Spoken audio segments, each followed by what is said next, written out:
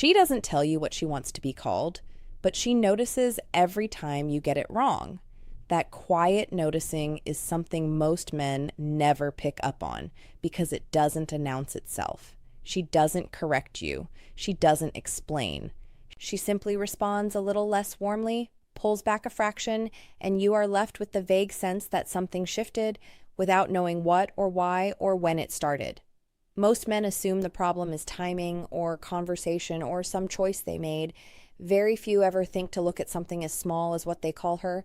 But here is what behavioral research consistently shows about the human brain. A person's name, or the word used in place of it, activates a deeply personal response that no other stimulus quite replicates. The moment you address someone in a way that feels exactly right to them, something relaxes, something opens. And when you get it wrong, even slightly, something closes just as quietly. There is probably a woman in your life right now who would feel something shift inside her the moment you use the right word for her. A word she has never asked for, never explained, and never told you she wanted. By the end of this video, you will know what that word might be. And more importantly, you will understand exactly why it works. Before the 9 nicknames mean anything, you need to understand one thing.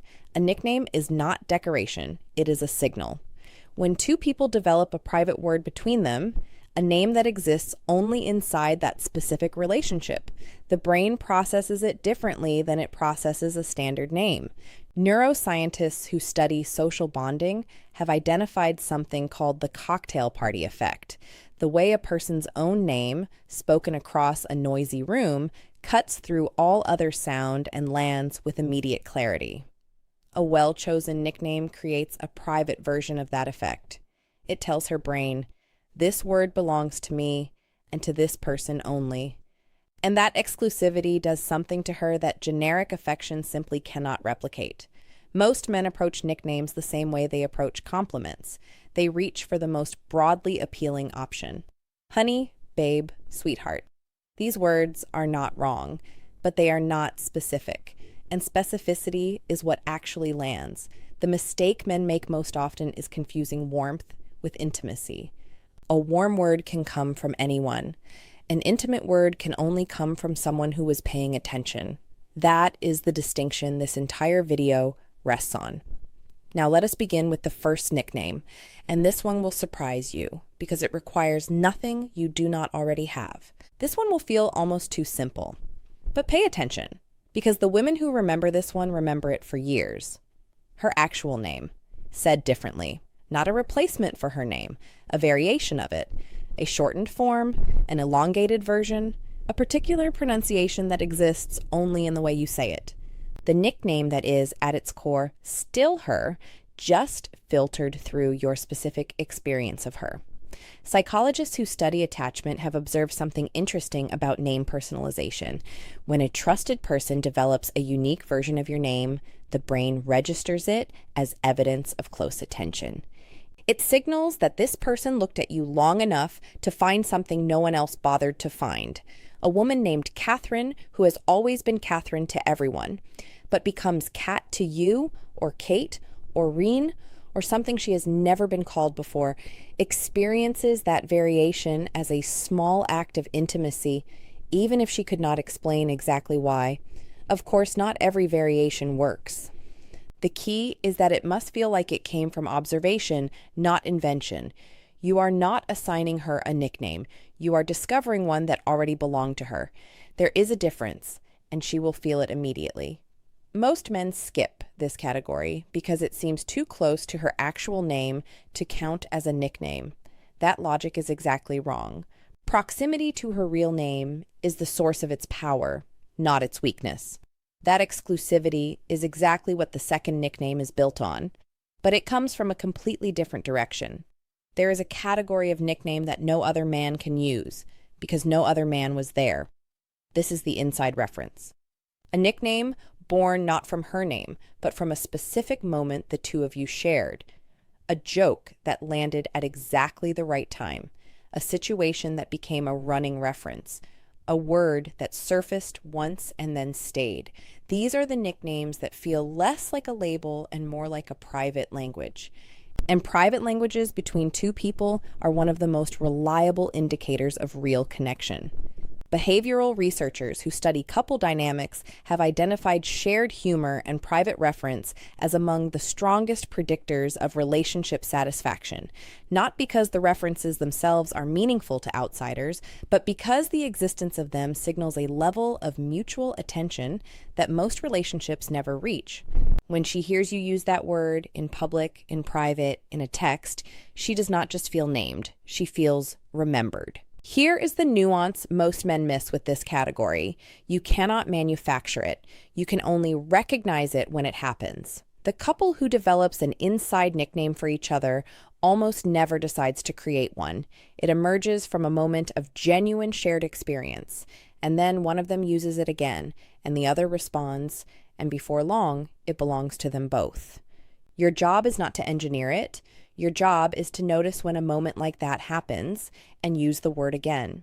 The mistake men make here is trying to create an inside nickname too deliberately, too early.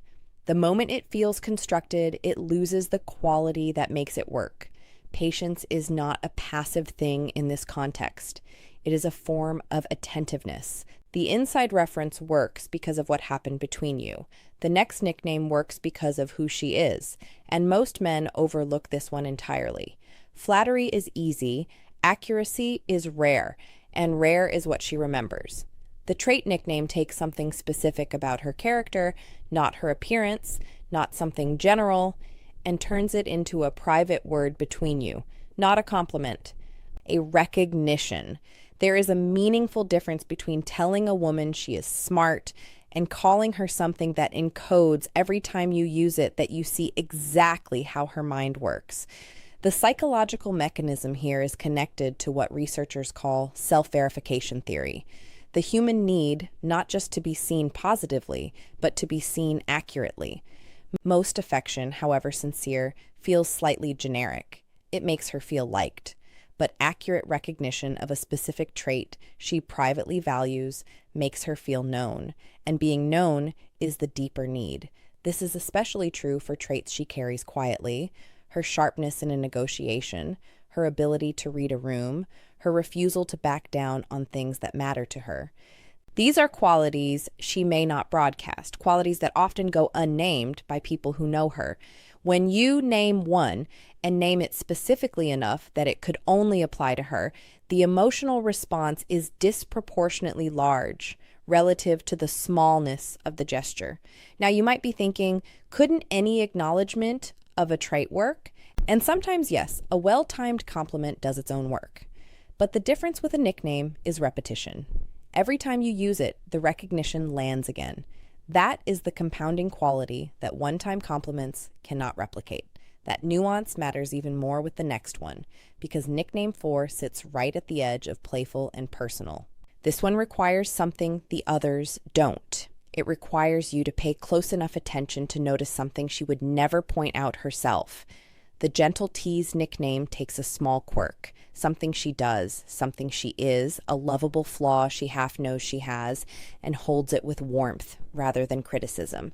This category requires confidence because you are taking a small risk. You are acknowledging an imperfection, and the fact that you do it without judgment, without sting, with quiet affection behind it, that is the signal she actually receives. Women who feel emotionally safe with someone allow themselves to be teased. The tease itself becomes evidence of safety. When a woman laughs at a nickname that gently references something vulnerable about her, she is not laughing despite the vulnerability. She is laughing because you held it gently enough that she could. The observable difference between a tease that works and one that lands wrong is almost entirely tonal. The word itself may be identical. What separates them is whether she feels seen with affection or evaluated with mild contempt. She will know immediately which one you intended, even if you did not consciously intend either. The most common mistake men make in this category is overusing it. A gentle tease nickname works because it is rare. The moment it becomes the default, it stops being playful and starts feeling like a reduction. Use it in moments of genuine warmth, not as a habit. That confidence thread runs even deeper in the next nickname. And this is where things get quietly powerful. Some nicknames don't just name her, they tell her how you see her. And that is a completely different kind of power. The protector frame nickname places her in the position of something precious, something cared for, something valuable in a way that goes beyond usefulness. These are terms that evoke gentleness and protection, delivered not in grand gestures, but in quiet, private moments, the kind of moment where no one else is watching and the register of your voice drops slightly. The psychology behind this category is grounded in attachment theory, specifically the concept that most adult humans carry a need to feel, in certain moments, that they are someone's priority rather than their partner. This need does not diminish with age or independence. If anything, in women who carry significant responsibility in their own lives, the need intensifies precisely because it is so rarely met. This category works differently across different ages and relationship stages. Women who are younger and more autonomous sometimes resist this type of nickname publicly. They do not want to be perceived as soft by others. But in private, the response is often the same, regardless of age or stated preference. The delivery context is everything here. A protector frame nickname offered in public at the wrong moment reads as condescension. The same word in a quiet moment at the right time lands as the most intimate thing you have said all week. We are now past the halfway point of this video, and I want to remind you of something I said at the beginning. There is a word for her that she has never asked for, never explained, and never told you she wanted. We are getting closer to it. The nicknames that follow are the ones most men never reach. But there is a version of this that works in the opposite direction, and it is just as effective for completely different reasons. Not every woman wants to be someone's sweetheart. Some women want to be someone's secret weapon, and they want you to know the difference. The competence acknowledgement nickname does the opposite of the protector frame. It does not hold her gently, it holds her powerfully. It references her sharpness, her resourcefulness, her ability to solve what others cannot. And for the specific kind of woman who is privately proud of her capability, this category lands harder than almost anything else on this list. The psychological distinction here is important. The protector frame says, you are precious. The competence nickname says, you are formidable. These are not competing messages. They are complementary ones. But different women, in different moments, respond more strongly to one than the other. The man who knows which one to reach for and when has learned something most men spend years missing. What makes this category difficult is the delivery. A competence acknowledgement nickname can easily tip into feeling transactional, like you value her for what she can do rather than who she is. The difference is in whether the nickname is delivered as admiration or as utility. If she feels like you are celebrating her, it lands. If she feels like you are cataloging her usefulness, it does not. How she receives it leads directly to the next nickname, because this one only works when the timing is exactly right. Most men pick a nickname and use it everywhere. The most effective nicknames have a home, a specific moment where they always live. The moment-specific nickname is deployed not constantly, but in a particular emotional context. When she is stressed, when she is being stubborn, when she has just accomplished something she doubted herself on. The nickname becomes associated with that moment through repetition. Over time, hearing that word anchors her to the emotional state it was first offered in and to your presence within it.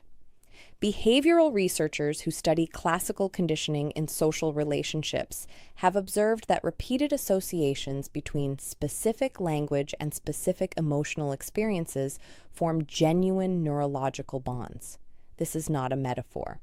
When a word is consistently used in a moment of care, when you are stressed and he says that particular thing every time, the word begins to carry the care forward, even outside that moment.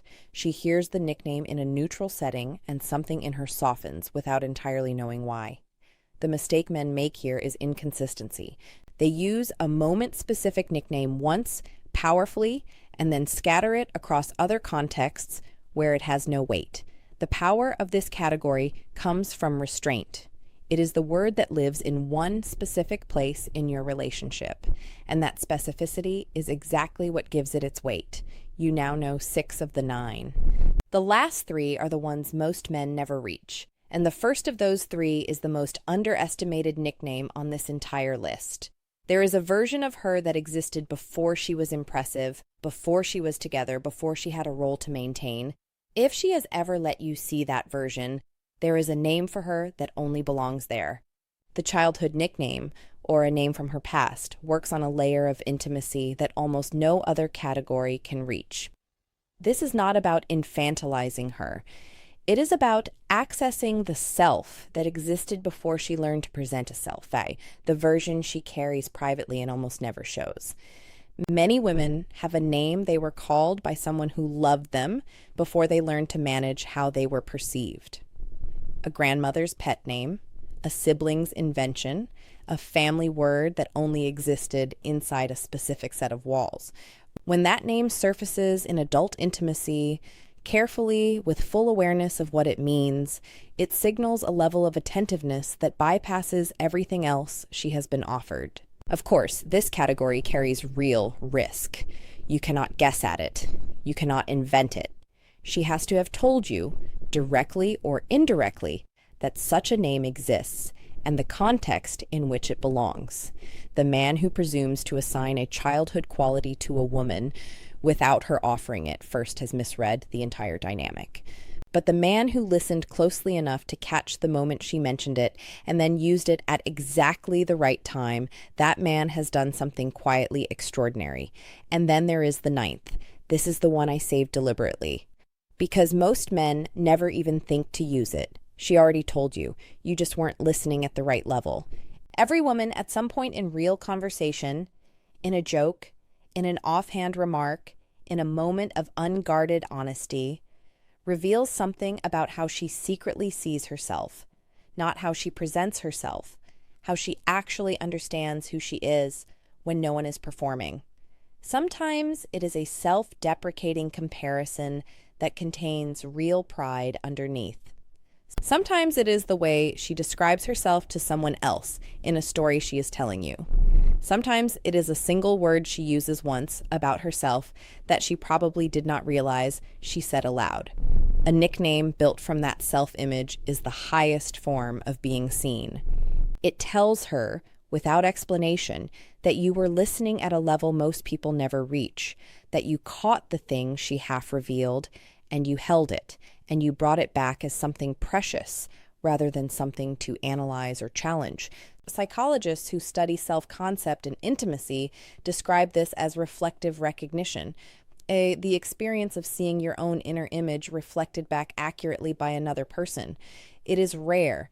It is profoundly connecting, and it cannot be faked because it requires a quality of attention that either exists or it does not. This is the nickname that is not on any list. You will not find it by reading about what women in general respond to. You will only find it by listening to this specific woman in a way that most men simply do not sustain long enough. What all 9 of these nicknames share is a single underlying principle. They are not about what sounds romantic. They are about what demonstrates that you were paying attention. The woman who feels genuinely seen in her traits, in her history, in her quiet self-concept, in the specific texture of who she actually is, responds not because of the word itself, but because of what the word proves. You do not need to deploy all 9. You do not need to analyze every conversation for opportunities. That kind of calculation will reverse exactly what makes this work. What you need is a quieter kind of attention, the willingness to notice what most people walk past, and to find the one word that could only ever belong to her. That is the thing you have been missing, not a technique, a quality of presence.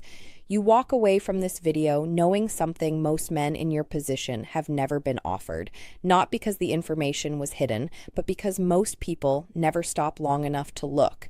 Which of these 9 nicknames do you think the woman in your life would respond to most? And have you ever used anything close to it? Tell me in the comments.